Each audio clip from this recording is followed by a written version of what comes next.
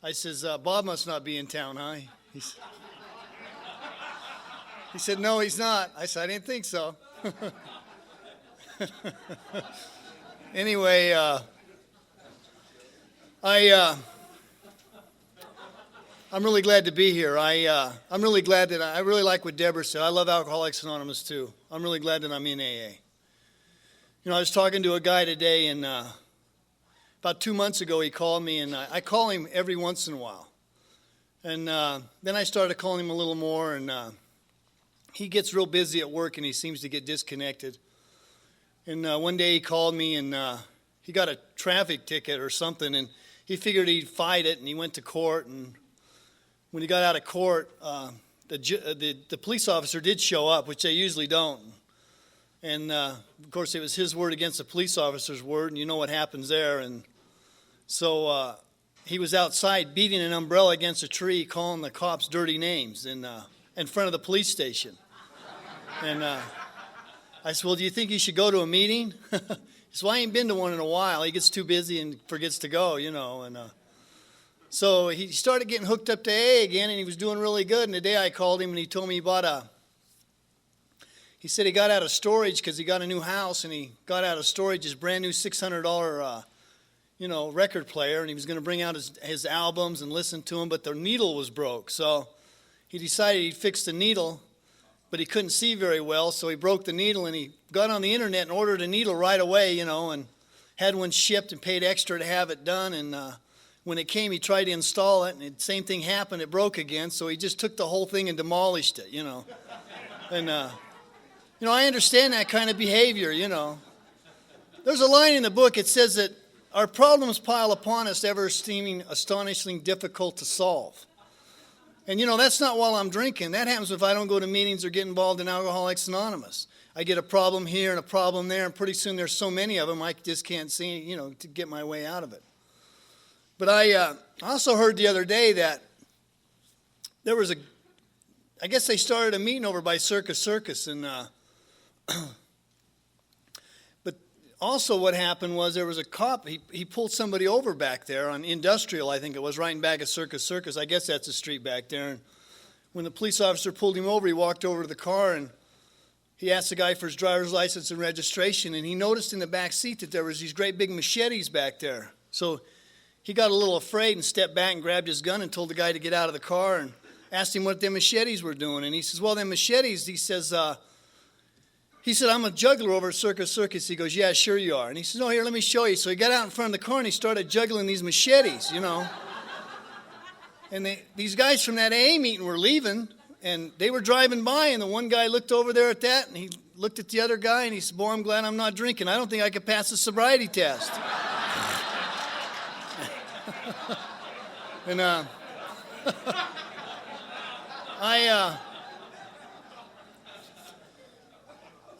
always felt like something was wrong with me even as a kid. I was really different than other kids. I remember my mother one time when I got sober. I went with my mother, and I was talking to her to make amends to her, and then I started building a relationship back with her again, and I was talking to her, and she always felt that she made an imperfection with me, and I thought she did. And she always felt like she never did enough for me or did something wrong with me. And so I'm sitting there with her, and I'm talking to her, and I says, Mom, that's not true. I says, you raised all 5 of us kids the same way. She goes, yeah, I did. I says, I've been different than all of them. She says, oh, you always have been. Even as a little kid I was, I just do off-the-wall stuff. I had a really bad temper. I was crazy. My emotions were always out of whack. I remember one time she made me take a bath, and I didn't want to take a bath, and I sat there and argued with her, and I just was so mad. I think I was about 6 years old, and she finally got me in the bathtub, and I took the bath, and as soon as my feet hit the floor, I ran straight out the doors, just soaking wet, went to the biggest dirt pile I could find, and threw dirt all over myself. I'll show you, I'll hurt me, I'll go to bed dirty. Watch what happens to me. Watch how I hurt myself when you make me do things I don't want to do. And so, I didn't see the rest of my family doing stuff like that, But I remember I just was always like that. I was just really out of sorts all the time. My emotions were always on a jag. And I remember the first time I drank, I had a friend that I used to live with other families a lot because I really didn't like being at home. But I remember going to their house, and his dad always told us, if you guys want to drink, you got to drink at home. And it was around the holidays, so we said, well, we want to get something to drink. Why don't you go get us a fifth of peppermint schnapps? So we went uptown, he got us a fifth of peppermint schnapps, and my friend drank half, and I drank half, and because it was the holidays, they had all that pastry out, you know. We're drinking peppermint schnapps and eating cinnamon rolls, and boy, I was over that guardrail all night long, man. I was so sick, I just couldn't stand it. And man, when I woke up the next day, I vowed that I would never eat cinnamon rolls again, you know. But I just, I never drank every day after that, and I just never did. I never drank every day after that, and there's a lot of times when I was growing up, I always ran around with people that were 10, 15 years older than me. I mean, when I was 12, 13 years old, I was running around with guys that were 25 and 30, you know. So they could all get booze, and sometimes they'd go to the drive-up windows and get a case of beer in the back seat and a case for the front, and if I was in the front seat, the guys in the back would have to start drinking on the stuff in the front seat because I just didn't drink every day.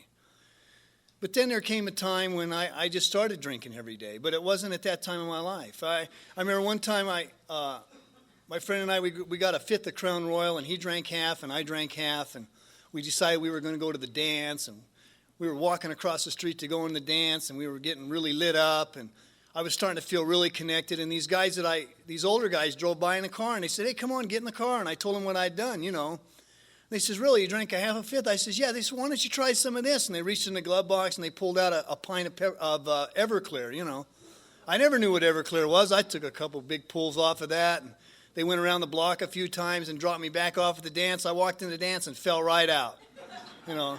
And my good friends took me out in the middle of winter and threw me out in the back of a pickup truck and left me there. And then I don't know how I remember getting home, and I remember crawling into the house, and my dad was there, and he hollered at me, but I crawled up the stairs and passed out. And, you know, I came to, and he was standing over me with a rag. He'd been there all night with the water and trying to revive me, and I probably almost died, you know. And it wasn't like I thought, well, I'm not going to try doing that anymore, but I never drank every day after that.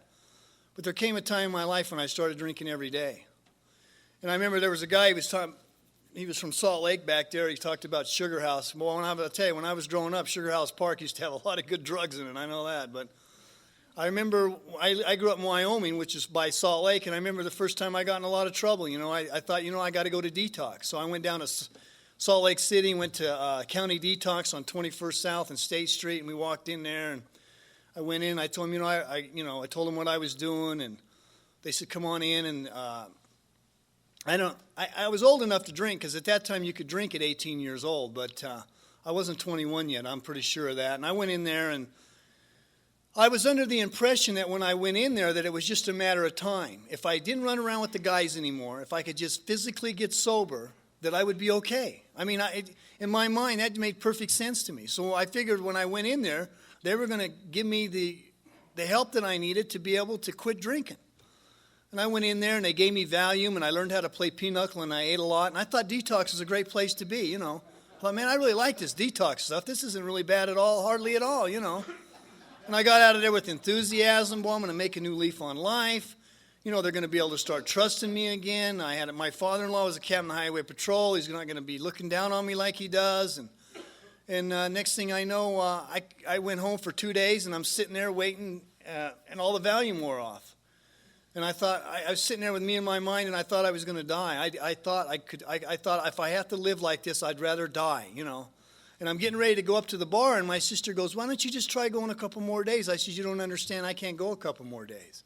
I'd rather stick a gun in my mouth. And I went up to the bar, and I started drinking, and I got that ease and comfort, and then I went on another run, and the next thing I know, I got to go back to detox. And it was never really my idea to go to detox. It was everybody else's idea. You know, they always thought that it was a good idea if I would just go get cleaned up.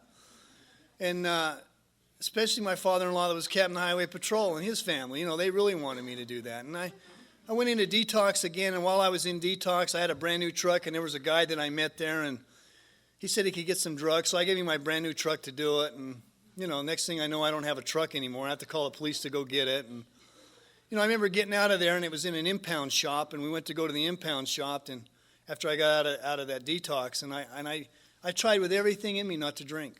I walked around for 2 days with a bottle of Maalox. My stomach hurt so bad, I hated it. I felt like I was going to die. every day. And eventually I just couldn't do it anymore. And I started drinking. And eventually she left and she got a divorce. And I'm down at the bar drinking, and this gal shows up. She's underage. She's a runaway from home. She has no money, no place to stay, and nothing but the stuff on her back. That's my kind of gal, you know. Pick her up, move her right into the basement of my mom and dad's house, and then my dad's outside screaming at me about how I keep bringing orphans home, and I keep trying to tell him to quit talking to me that way, he embarrasses me in front of my girlfriends, and, I move him in, and my mom says I remind her of my Uncle Buster. He used to live on a ranch, and he'd leave the ranch to go get supplies and come back with no money, drunk, and 2 girls, and more mouths to feed. But I'd move him in, and her and I stayed in that town for a while, and pretty soon we had to leave. And eventually we moved to Salt Lake City, and we started living there, and things went on. And I always tried to work, but the thing about it is this is such a progressive disease that everything just kept getting worse. I got to a point where it wasn't that I didn't want to work, I just couldn't work anymore. And her and I are trying to make things work, and things are crazy, and the insanity is crazy. And finally, we moved to Ogden, Utah, and we're living there. And then one day, I had a job that her dad got me, and he decided that I needed to get straightened out. So we decided I needed to go to detox again. They come banging on the door. You got to go today. And so I went into detox, and I told the doctor what I needed to detox, and he told me what he was going to give me. So I left. And I'm standing there the next morning. I'm crying. She's standing there with our 2-year-old baby, and she goes, "If you drink or use drugs, we're leaving." I said, well, leave the car, because that's where I'm going right now, And I was never the kind of person that went and took everything away from the house and then came home and acted like everything was okay or left for days at a time. I brought everything home. I brought the parties home. I brought everything there, And so I went out, and I don't know where I went that day, but I came back. And about a week later, she decided she wanted to go to detox. So she brought the car home late or something, but I'm taking her to detox, and on our way to detox, I'm having a loving discussion with her, going down the highway about 80 miles an hour with both feet on her, trying to shove her out the car door that was open on the other side. And I finally got her to detox in one piece, and I felt really bad for the way I had treated her, so I went and bought some flowers, and I took them to detox to her and figured this ought to just smooth everything right over. Yeah.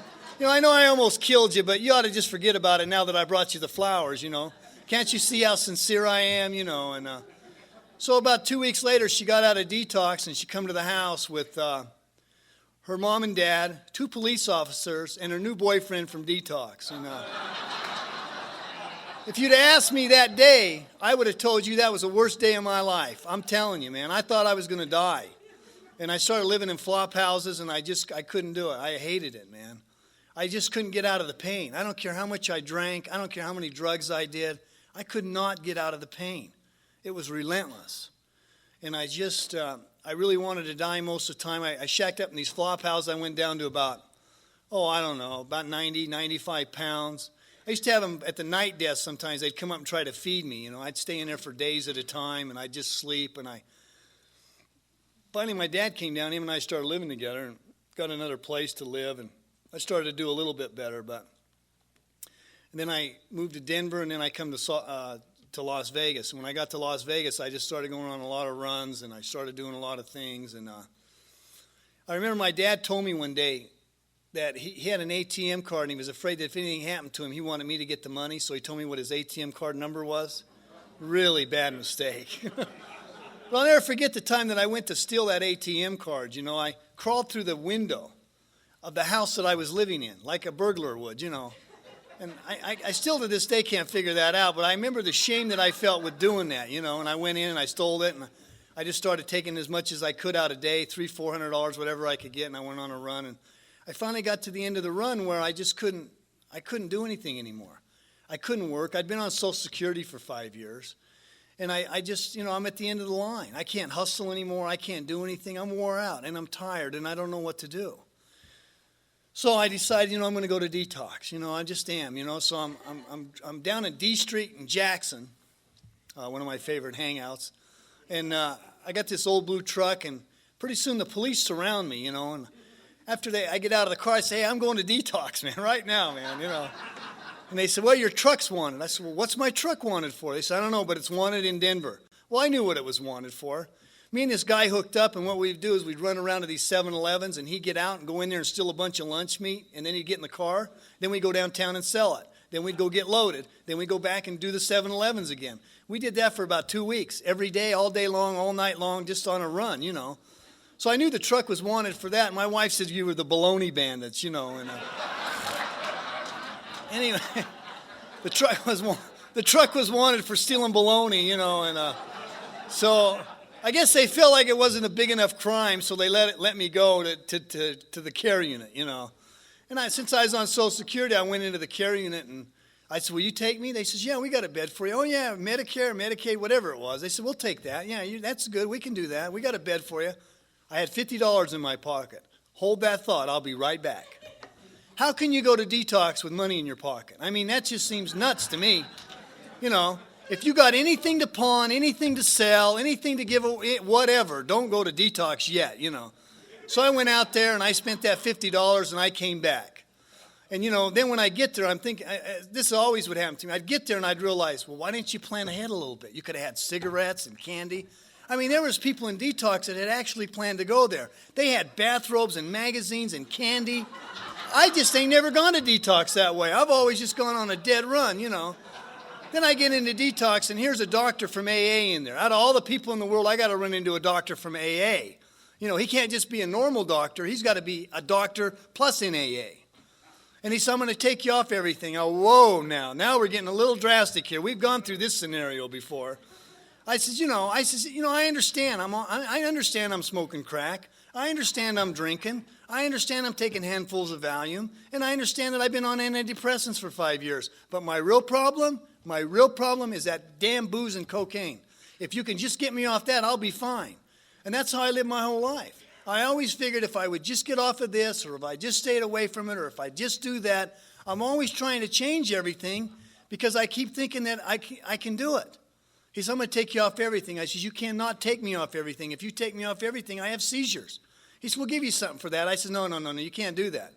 So I went back into my old behavior. I'll show you, I'll hurt me. You know, he started giving me medication for seizures. And I would take it and throw it in the garbage.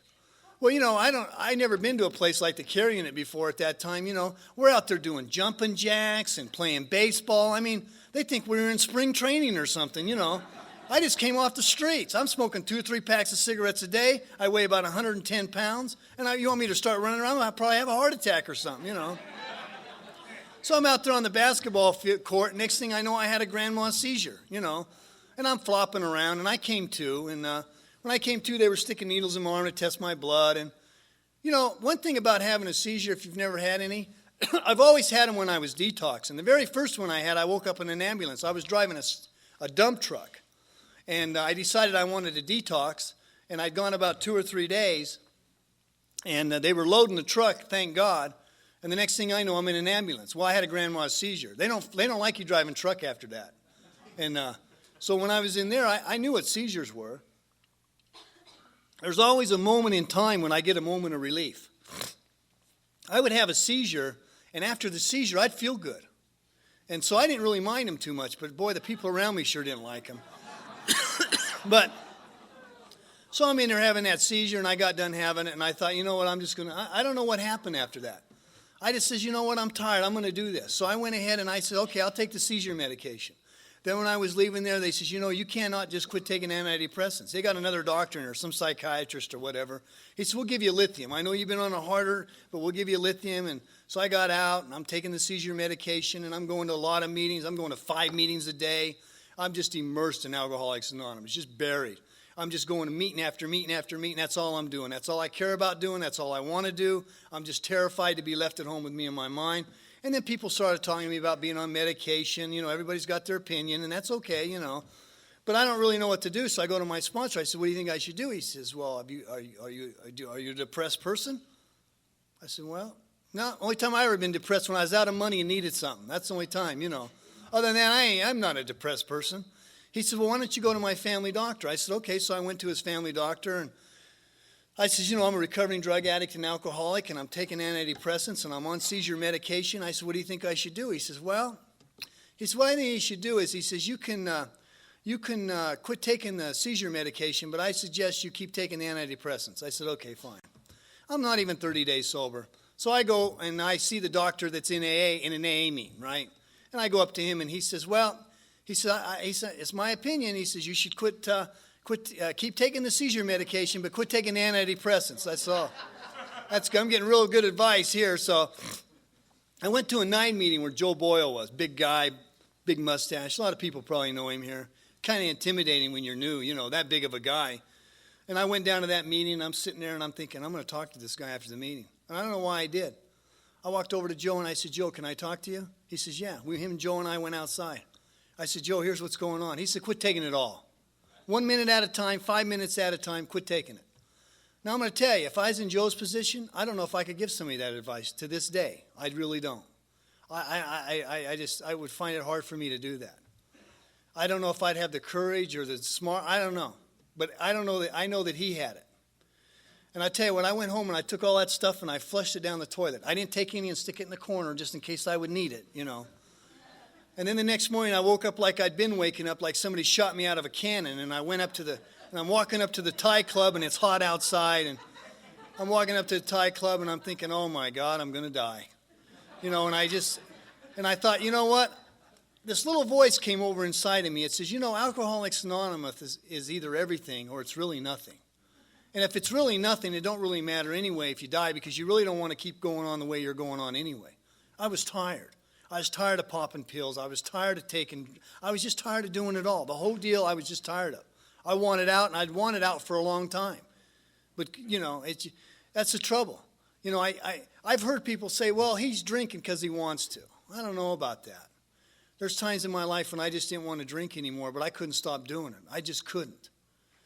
And I'm going up to the Thai club, and I sit down, and Keith Thomas is there, and he goes, you didn't quit taking that antidepressants, did you? I says, yeah. He says, you're going to go crazy. I'm already crazy. What does it matter? How much more crazier can you get? What, does your head blow off or something after a while? That would be great. That would be new, Let's get something going here, because it feels like it is anyway, And, I've always had a busy mind, so what the hell? A little bit busier? It don't matter, And, like the other night, I'm sitting there with my wife. She's all into this, reality's right here, right now. Try to stay in the now. And I looked at her, and I'm listening to her, because she really tries to do that stuff. And I'm looking at her, and I'm thinking, she goes, you can't do that, can you? I says, no, my mind's too busy. I couldn't stay in the now if I had to, And so I'm going to meetings, and I'm out there, and and people are well-meaning in AA. They really are. They say things, they sound good, but in reality, they don't seem to, be good, Like, you go to them and you're not, well, let go and let God. Oh, really? That's how it works? Good. Let him have it all. Just give it all my mind, everything. I'd gladly give it away, I'm tired of it picking on me, And that's like going to a guy that's blind and going, hey, this is the color red, Like he's really going to know, So I'm down at St. Luke's. I'm sitting out on the steps. Joe Nelms gives me a bike. I'm riding a bike around, to meetings. That was dangerous in its own right. And I'm barely getting from one meeting to the next. And I'm sitting out there on the church steps. And this lady comes over to me and she goes, getting sober's easy. Staying that way is hard. I said, boy, that's really a nice thing to say. She's got a brand new Cadillac. If I had a brand new Cadillac with an air conditioner, I could drive to meetings and I would get to meetings no problem at all. None at all. I got to drive this old bike to a meeting. And she's talking about it's easy to sober up. And you know what? She was right. She quit going to meetings not too long after that. I think she died sober, but she quit going to meetings.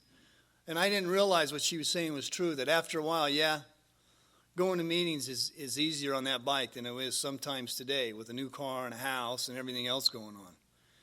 But I always made it a point to go to a lot of meetings, stay involved in AA, make AA the center of my life. I've always tried to do that. No matter what goes on in my life, I've tried to do that. When I was new, I didn't really realize until I got sober for a while. If you're new here, it might be hard to understand why you have to go to meetings over and over and over again. I know I have an allergy to the body. I know that when I take a drink, my body makes me drink more. I know that. There's no doubt in my mind about that. But if that was the only problem I had, when I went to detox, all I had to do was get out of detox when I was physically sober and I'd have been okay. But there was something else wrong with me when I got out of there. And that's the thing that always confused me, was I could never understand, now that I've stayed away from it long enough, now that I'm not around them people, now that I'm supposed to be okay, I want to die. And when I come to Alcoholics Anonymous and stayed sober for a while and started listening to people, I started to understand, oh, I know what the problem is.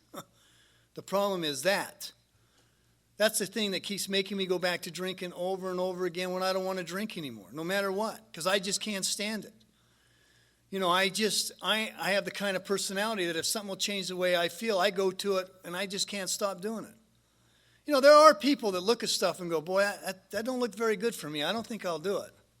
I look at something and think, I wonder how many times I can do that before it's going to hurt me. You know, my family will do that. I watch my brothers and sisters. They won't do nothing that looks like it's going to hurt them or it ain't in their best interest, but not me. But I'm going to a lot of meetings and I'm really involved in Alcoholics Anonymous and I'm trying, and I'm about 90 days sober and I'm down at St. Luke's. And I'm with Joe, and I says, you know what, I got a hole inside of me you could drive a truck through. I said, if this hole don't fill up, I can't stay sober. I just can't. I just can't. I know I can't. I'll stick a gun in my mouth. I'll do something, but I can't live this way. I just can't. I don't have what it takes. You know, I always wanted the kind of person, you know, I've always felt oversensitive. I hurt easy, and I never suffered very well. You know, I always wanted to be like Evel Knievel, you know, where he breaks himself in all these pieces, and out the next day he's trying to drive a motorcycle, you know. There ain't enough Demerol in the world to get me to do that, you know. I just can't. I'm a baby when it comes to, I hate pain, man. And they said, well, if you get into the steps, you know, and, you know, when I got my sponsor's car when I first got sober, you know, he says, I says, you want me to write a first step? Because everybody in the care unit was writing out a first step. So I figured I'm going to write a first step. I mean, I couldn't write nothing in there. I couldn't even hold a thought. But I'm getting a couple thoughts together, and I want to fit. He looks at me, grabs his glasses, and goes, if you ain't got that, I don't know what to tell you. I thought, oh, that's the truth, huh? And then, you know, I never really understood the third step in a lot of ways, because how do you turn your will and your life over to care of something, and then what happens when you do that? And what's it feel like, and what happens? And, you know, I mean, people, you know, I've done third steps with people, and I never felt nothing right away. I don't know what it feels like. And, you know, I never really felt, I don't think I ever really felt it until about 5 years ago. I got diagnosed with prostate cancer. Now, I'm 46 years old at the time. And, you know, the first time I went in, my PSA was high because, you know, people in AA told me to get a physical every year. So when I was new, I just started getting a physical every year. So it was my yearly physical, and I took my physical. My PSA was high. My doctor thought it was okay. You know, wait about 6 months to a year. My wife's a nurse practitioner. No. You got to go get that checked now. You know, so I went ahead and went to the urologist, you know, and I went to him, and he said, we got to do a biopsy. They're a blast. Anyway, I got the biopsy done, and it came back negative. No cancer. I said, see, I knew I didn't have cancer. So I'm bebopping along, and about 6 months later, he calls me up on the phone. He says, you have to come in for another biopsy. Whoa, we've already done that. Homie ain't doing that no more. And I argued with him and got in a fight with him and all kind. I had to go back and make amends, you know. I ain't going back in for one of those things. I don't like them things, you know. It's, well, you got to come back in for another one. So I went back in for another one. Well, after they took the other one, I went back and seen my doctor and told him what they were doing. And he says, you know, I don't know why I checked you for a PSA. I don't check people that are 46, usually when they're 50. I thought, boy, the light went on in my head. I said, I got cancer. I know I do. And the results came back that I had cancer, you know. And I thought, well, maybe that's God's way of taking care of me. But anyway, I went back in that doctor's office, and they told me what they could do for me. And I looked up at him, and I says, how long will it take to kill me? And he looked at me, you know, because I'm like that guy that's standing, you know, they say to die an alcoholic death or to live by spiritual principles is not an easy choice. You know, the reason the guy's doing that is because he's thinking to himself, if he goes to jail when he's standing in front of the judge, or he goes to AA, if he goes to jail, he can drink again. If he goes to AA, he's never going to drink again, and he knows that. That's why it's a hard decision for the guy to make that's standing in front of the judge, and the judge gives him AA or jail. Well, I'm standing in front of this doctor, and I'm thinking, no sex or death. I mean, let's face it, when you get sober, there ain't a lot left. I mean, you know, there's some food, and then there's sex. Well, I don't really like eating that much. So, you know, you can't take away everything from me, you know. So I'm standing in front of him thinking, well, I mean, 46. Can I be 80, 85, maybe 90? You come to me with this problem, you know. So he says, well, you'll be okay, blah, blah, blah, blah. And I thought, well, I don't think I'm going to be okay according to you. So I went to an AA meeting a couple days later at a noon meeting that I usually never go to. And I went in there and I'm telling this other guy my problem. And this is why I love AA so much, I mean, there's just so many things to AA. But just one of them is like, I'm sitting there telling this guy my problem and, some other AA member happens to be listening, And then after the meeting, the guy comes over to me and he goes, I went to this doctor down in UCLA. And he said, when I went to the Mayo Clinic, they told me he was the best on the West Coast. Him and another guy. I said, okay. So I got his card and I called the guy up and I made an appointment. I went down to UCLA and the night I seen the doctor here, I didn't sleep all night long. When I went and seen that doctor down there, I slept like a baby that night after talking to him because I knew I was going to be okay there. And I came back from there and somebody called me and from the family and told me that my mother was on her deathbed. And she had emphysema for a long time, but I'd been talking to her, and I knew she wasn't going to come around. And when I called the sponsor that I have today, I says, what do you think I should do? He says, it's my opinion you should go down there. I got in my car and I packed it up and I left. I didn't really want to go because I felt like I had made amends to my mother. And so I went down there and I drove down there. When I walked in, I realized she was gone. And I sat there with her the whole time. And then I'd go to a meeting and come back. And, the thing about it is when you're around people that are dysfunctional or crazy anyway, because we were like Comanches when we were growing up anyway, But it isn't like when a crisis happens, everybody gets more mellower, And I would start to get sucked back into their behavior because I'm part of that family. And I'd go to a meeting. And then I'd get centered again and I would come back. And right before my mom died, everybody went home and I went to a meeting. I've never been to a meeting like that before. I went into the meeting and then you would share and then everybody would talk to you about what you shared about. It was really weird, But it was what I needed at the time. That's the amazing part is God always gives people in my life when I need them. And I went ahead and went back there and then my mom passed away. And at that time, I was going... I had another thing going on. I was going out in front of the Gaming Control Board to get a liquor gaming license, which is, that in its own is a lot of anxiety. I mean, I just walk into a courtroom and get anxiety anyway. But I'm going in front of these guys, and I'd been in front of the Gaming Control Board in, I think around 97. And because I was trying to get the license then, but they had a hard time giving me the license because I just got busted for buying stolen merchandise. And they frown on doing that and giving you a license at the same time, But what happened is that this guy, the first time I met this guy, he came into the where I worked, which was selling liquor, and he came in and he said he was quitting drinking. He was in AA, and I knew he was going to meetings, and I bought a few bottles from him.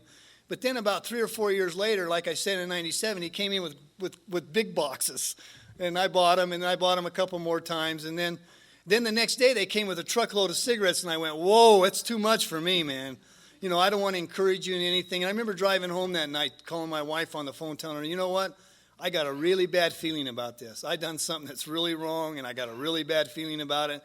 Then the guy came up to the thing, and he tried to sell me some more cigarettes again, and this other guy was with him. And I said, I don't know how to get it through you guys' head, but I don't want to buy anything from you anymore. I just don't want to do this no more.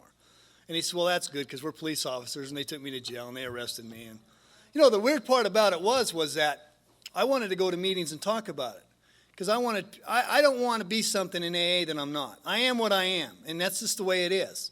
And I remember my attorney says, you can't go to meetings and talk about this because he was in AA too. He says, you got to be quiet about this till it's all over with. Well, the really weird part about it was the next Sunday, I was a spiritual speaker at San Fernando Valley, right? Sunday morning. And I kept thinking, well, I can't go there and talk now, And but I guess if we all waited till we were worthy to say anything in AA, we'd be a pretty quiet place, And so I went down there and did that. But I went ahead and so all that happened, and now I'm going back up in front of Gaming Control again. Now I got to take my mom to a different town, and everybody's taking her there. Then I got to go get on a plane. I got to fly all the way to Carson City, go in front of Gaming Control, then fly all the way back. And I went in front of Gaming Control, and I sat there, and they didn't even ask me to come up and talk to them. They just said, okay, you're approved, and I left. And I went back and buried my mom, and then when I came back, I realized I had to go get operated on. So I'm driving down there down to UCLA, and about halfway down there, I'm thinking, oh man, what about drugs? I never even thought about that. They're going to give me drugs. How's this going to react on me? You know, I got an allergy, and and I called a guy in AA down in Atlanta, and he says, what? He says, don't be a cowboy. If you need something for pain, take it, man. Just, you'll be okay. I said, okay, fine.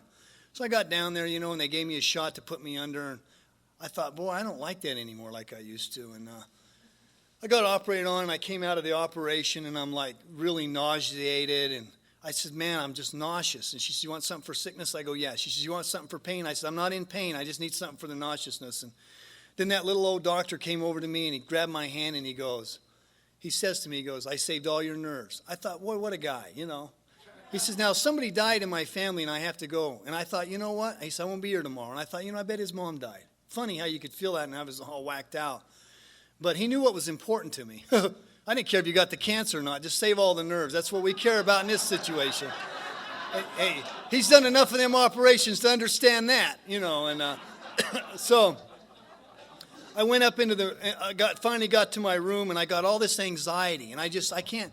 I'm in this bed, and I'm like a mummy. They got these little things pumping up on my legs, and they got this little TV, and my mind is going 5 million miles an hour. It's just cranking, boy.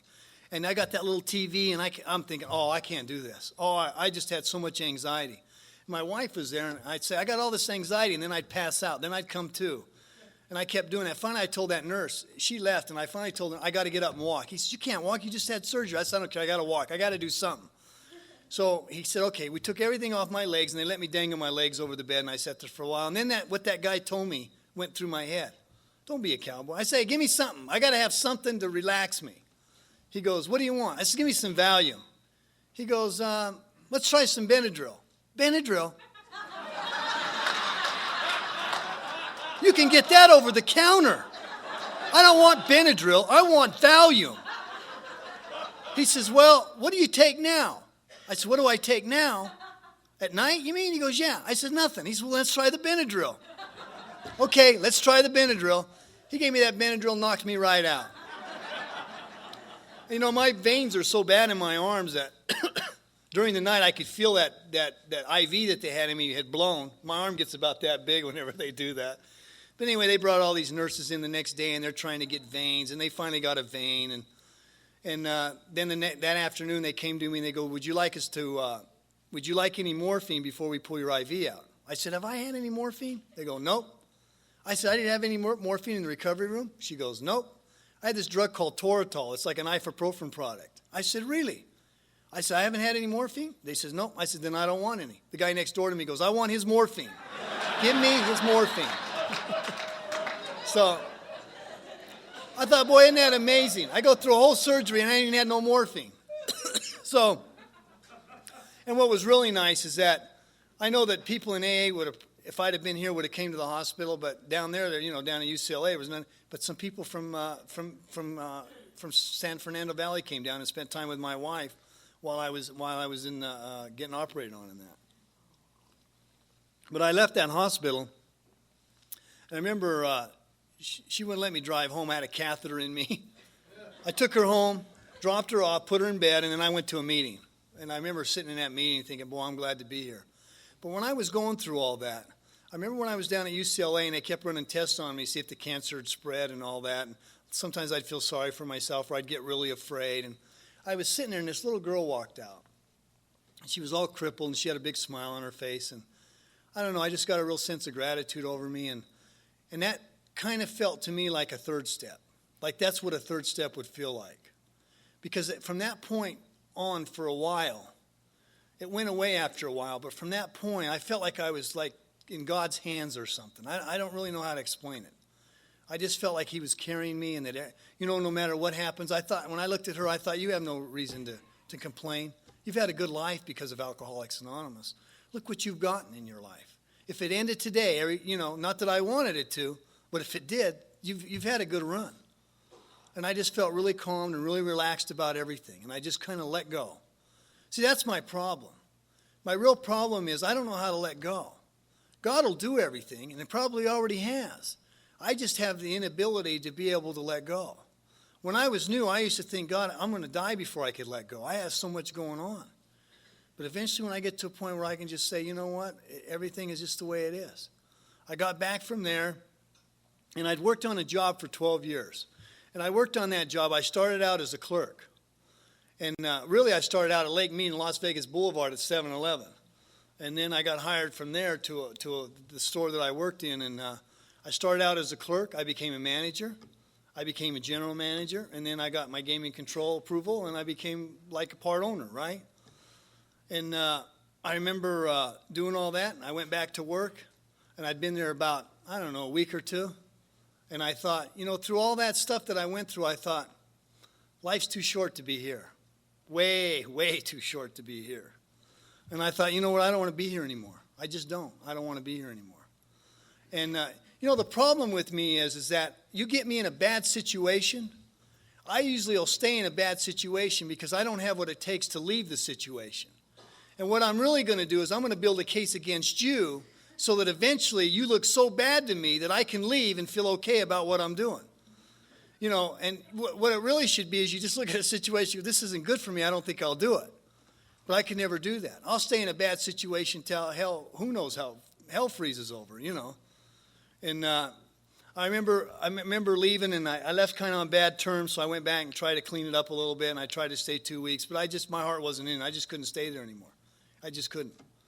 And I remember that when I was going through that, I was having such a hard time, which I have a really hard time with my temper anyway, that my boss decided he wanted to send me to Dale Carnegie.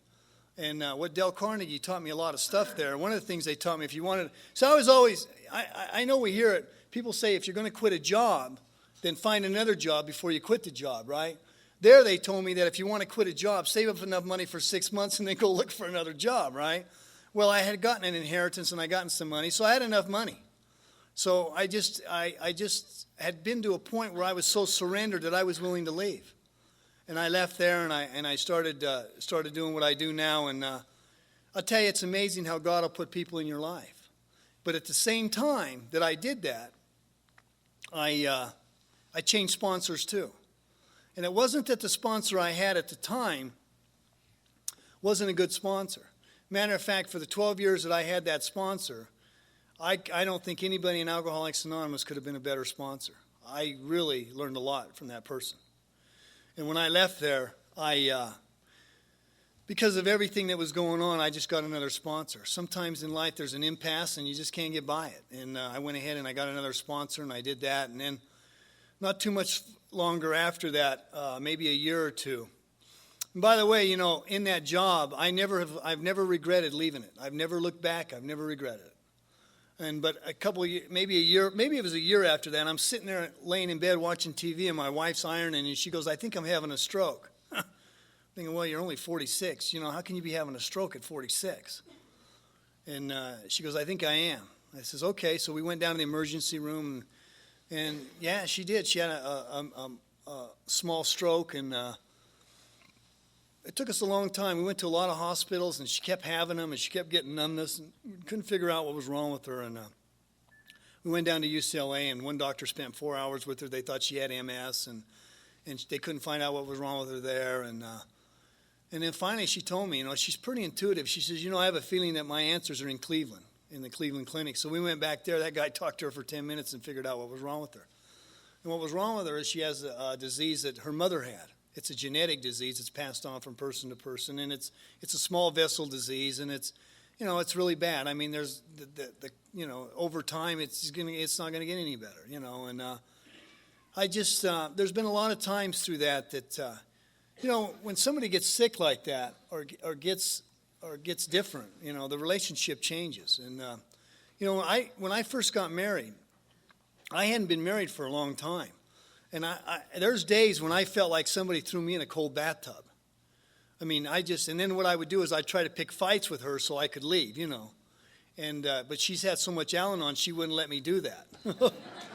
And it all came back to me, and then I'd have to go back and apologize to her, And I remember going to Dick Tucson, and I said, Dick, man, I says, and he, these guys, they tell you these little stories, right? He started telling me a story about him and Gladys, how him and Gladys got in a fight, and she went upstairs and got all her luggage and come downstairs with 2 suitcases, and she's standing in front of him, and she says to him, He goes, this is you wanting to leave, not me wanting you to leave. And she dropped her suitcases and she started crying, and she goes, this is what I've always done. And I thought, that's true. So what he's telling me is I got to change my attitude. And you could tell somebody you apologize and you're sorry, but after a while it gets old if you keep doing it over and over, And I remember going to my sponsor at that time, and I said, I never thought about therapy, but maybe this is one of those times, because I've always had a violent temper. And I don't want to be that way anymore. I don't like the way it makes me feel. And, I go back and apologize to her and say, I apologize for doing this, but I can't tell you it's not going to happen again, because it probably is. I mean, for me to tell you it's not going to happen again, no, that's not realistic. I said, but I'll try not to have it happen again. And I remember talking to him about it, and I thought, the only thing I can really do is 6 and 7. And I started praying, I started asking God for help, and little by little it started to get better. And but I remember when I first got married, though, it was so hard, and I remember going to Dick, and he says, just be of service, just like you do at work. I says, at work? In AA? Now at home? I mean, everywhere I go, man. He goes, yeah, just try being of service, just trying to be helpful. And you know what? It's true. In any situation, I don't know what to do, just be helpful, and everything works out. And I started doing that. And I'll tell you, it's sometimes I'm the kind of person that, if something's screwed up or messed up, let's just work on it really hard and straighten it out, And, there's some things in life that just can't be done that way. When it comes to physical things or health and all that stuff, it just can't be done. And but through everything, no matter what goes on in my life, there's certain things that I do in my life every day. I go to a meeting every day. I pray every day. I got a sponsor. He knows he's my sponsor. I got people in AA around me all the time. I just have so much gratitude for the people that God has put into my life. I mean, I really do. And I do certain things, and I do that every day, and because I really don't want to go back to where I came from. I really don't. I don't want to go back to that place. I ask God a lot of times, God, please don't let me leave the center of Alcoholics Anonymous.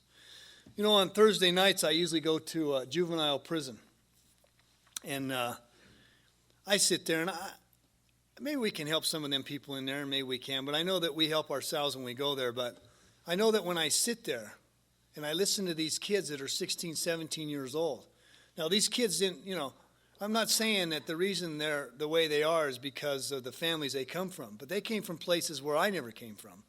I mean, their mom and dad were, making meth in the kitchen, like from when they were babies, and taught them how to do it. And, they're gangbangers, and they're,